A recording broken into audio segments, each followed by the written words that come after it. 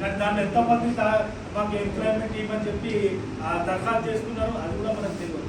అంటే ఇట్లా వాళ్ళు దరఖాస్తు చేసుకుని ఎదురు చూస్తున్నారు సంవత్సరం 10-15 సంవత్సరాలు, కానీ వాళ్ళకి అదే ప్రభుత్వాలు ఉద్యోగాలు కల్పిస్తారు. అది ఏమని మాట్లాడాలి, ఏ వైపు మాట్లాడాలి, ఎందుకు ఎంప్లాయ్మెంట్ ఎక్స్టెండ్ చేసుకున్నారు, కరప్షన్ జరుగుతుంది. ప్రతి గవర్నమెంట్ ఆఫీస్లో కరప్షన్. ఒక ఇన్కమ్ సర్టిఫికేట్ తీసుకోవాలి, లేకపోతే డెత్ సర్టిఫికేట్, బర్త్ సర్టిఫికేట్ అయినా రేషన్ కార్డు తీసుకోవాలని కూడా 10,000 లేకుండా ఇచ్చే పరిస్థితి లేదు. దాని మీద మనం స్పందించాలి. ఎందుకు పేదలతో చేయాలని అనుకుంటారు. చాలా చోట్ల మనం చూస్తున్నాం, మన రేషన్ షాప్లలో బియ్యం దొంగతనం జరుగుతుంది. దాని మీద ప్రభుత్వంపై రచించాలి. ఎందుకు మీరు బరాబర్ చేస్తలేదని అనేక ప్రతి అంశంపై జీవన విధానంలో వస్తున్నటువంటి ప్రతి సమస్యపై మనం స్పందించాల్సి ఉంటుంది.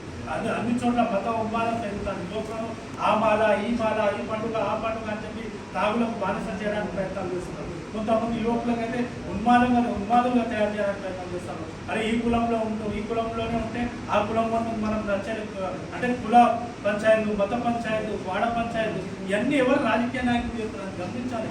మనకు ప్రోగ్రెసివ్ స్టూడెంట్ నుంచి ఆలోచించక ప్రగతిశీల భావాలను ముందుకు పోతున్న వాళ్ళగా మన ఊళ్ళలో జరుగుతున్నటువంటి సమస్యలను గుర్తించాలి. యువకులను ఎట్లా మన వైపు తీసుకుని ఆడవాళ్ళ సమస్యలు ఉంటాయి. ఒక ప్రేమ ఉన్మాదం దాడి జరుగుతుంది. దాదాపు లవ్ మ్యారేజ్ నిషేధిస్తున్నారు కొన్ని సమస్యలు.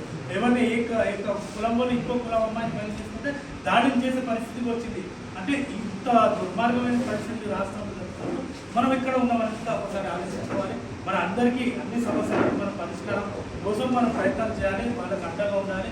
అదేవిధంగా అందుకే అఖిల భారతీయ యోగా సమైక్య ఆ వైపు తీసుకుపోతుంది. ఈ సమైక్య కేవలం ఆ ఫైన్ సబ్స్టేషన్ లేక లేదా ఫలానా హీరోకి ఆ స్టేషన్ ఫలానా నాయకులకు అభిమాన సంఘం అని కాదు. ఇది ఈ సంఘం అందరికీ ఉపయోగపడుతున్న సంఘం.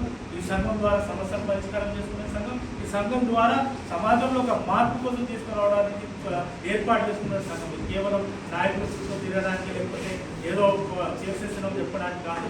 అందుకే చాలా రాబోయే రోజుల్లో మాకు చాలా పెద్ద ప్రమాదం రాబోతుంది. ముఖ్యంగా ఇప్పుడు మొన్న దాకా మనం చూసాం, ఆపరేషన్ కథ ద్వారా దాదాపు వేలాది మంది యువకులను బయటకు తీసుకొచ్చారు.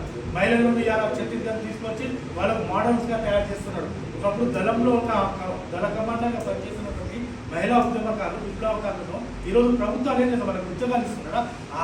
మన ఆడవాళ్ళను కూడా ఒక ప్రొడక్ట్గా చేసి మార్కెట్లో అమ్మడానికి ప్రయత్నం చేస్తున్నారు. ఆ సంస్కృతికి మనం నిషేధించాలి.